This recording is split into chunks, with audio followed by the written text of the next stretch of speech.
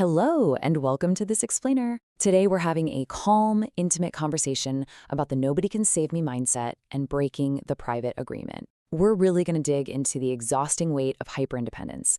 If you're a woman who is chronically tired from carrying the weight of your world entirely on your own, struggling to set boundaries, isolating yourself when things get hard, or feeling like depending on absolutely anyone is a profound weakness, well, you are in the exact right place.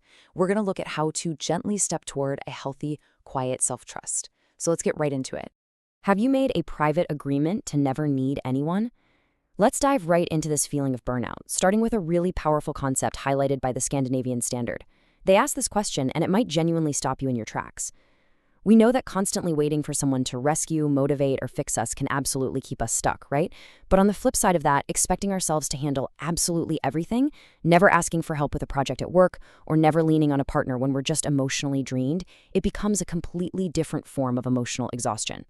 Accepting a hang now would mean revising a contract they signed with themselves before they had the language to negotiate its terms. I mean, what an insightful quote. Your refusal to ask for help isn't about arrogance or pride. Even though, let's be honest, highly independent women are often unfairly labeled as just being stubborn. It's actually about protecting a childhood identity. Somewhere along the line, maybe because you were deeply disappointed, misunderstood, abandoned, or forced to grow up way too fast, you learned that being self-sufficient was the safest, most reliable way to survive. You essentially signed a contract with yourself long before you actually had the tools or the language to negotiate its terms. You agreed to be the one who copes, the one who doesn't add to the pile. And, when you were younger, this private agreement made total sense. It kept the peace, it reduced friction in your household or your environment. You just decided you would be the one who copes. But fast forward to today, and that exact same agreement is acting as this invisible wall. It's creating deep loneliness and subtly sabotaging your adult relationships. It makes depending on anyone else feel terrifying, when in reality, needing connection is just beautifully human. So, we need to clearly separate emotional isolation from healthy self-reliance. Emotional isolation is a defense mechanism. It's refusing help out of a deeply ingrained fear of vulnerability. You push people away because letting them in feels genuinely unsafe.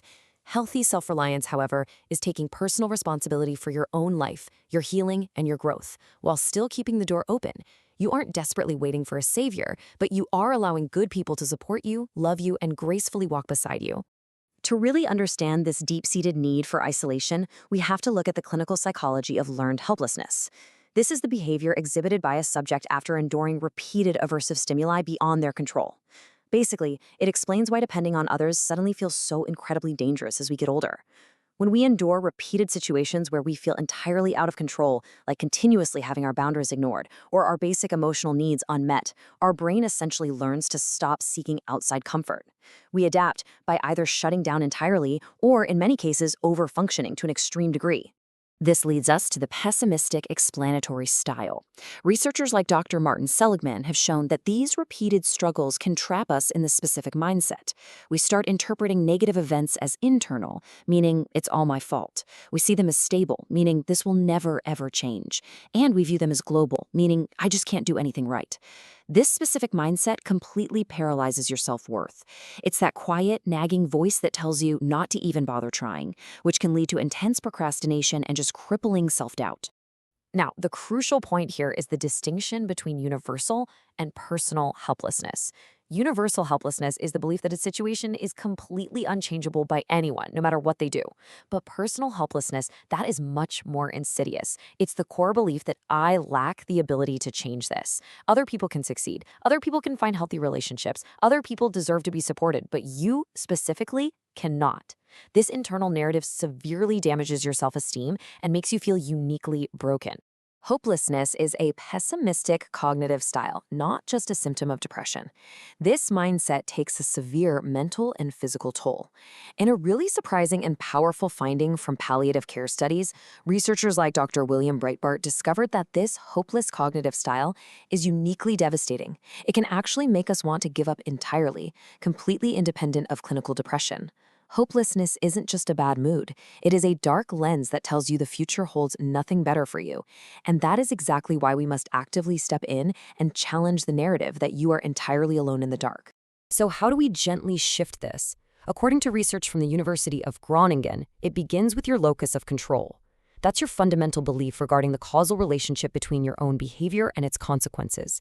Basically, how much power you actually have over your life. Shifting from external constraints, where life just happens to you, to internal mastery is the very first step in taking your power back. It's realizing that while you are absolutely not to blame for what happened to you in the past, you entirely control your responses, your daily routines, and your boundaries today. I absolutely love this next concept from Dr. Charles Benight called self-regulation shift theory. It's all about moving from a broken self to an empowered self.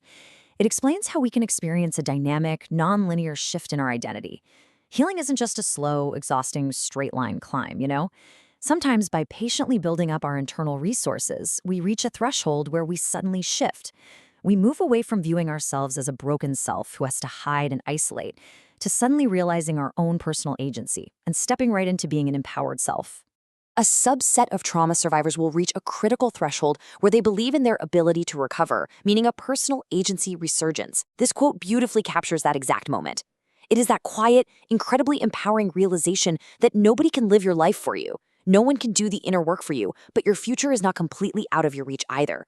You have to participate in your own growth. It's that beautiful moment you look in the mirror and think, I've got this. I can actually show up for myself today.